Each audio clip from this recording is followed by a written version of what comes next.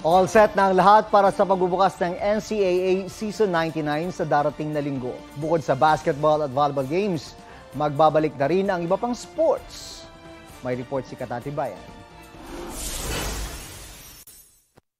Let the 99th season of the National Collegiate Athletic Association begin.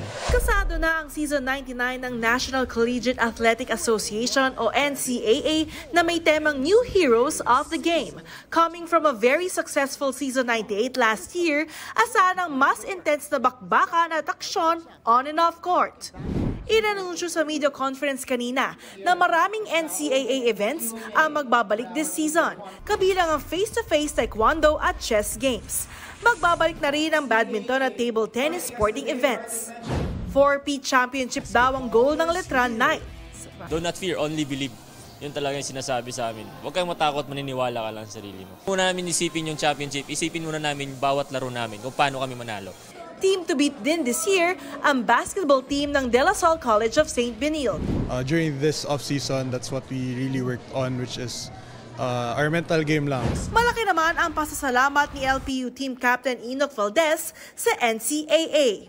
Kung hindi dahil sa NCAA, hindi naman ako mapapansin siguro ng PBA. Like, yun nga, hindi rin siguro ako madadraft kasi doon ako nanggaling. Ready na rin daw ang ibang teams. Ang goal namin is mag-improve kami every training, every day. Kapag EAC na kalaban nyo, hindi magiging madali ang lahat. No? Yeah.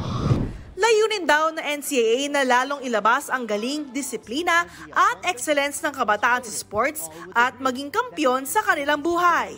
The NCAA is all about the student athlete. They are our future hope. So now we're going to see new faces.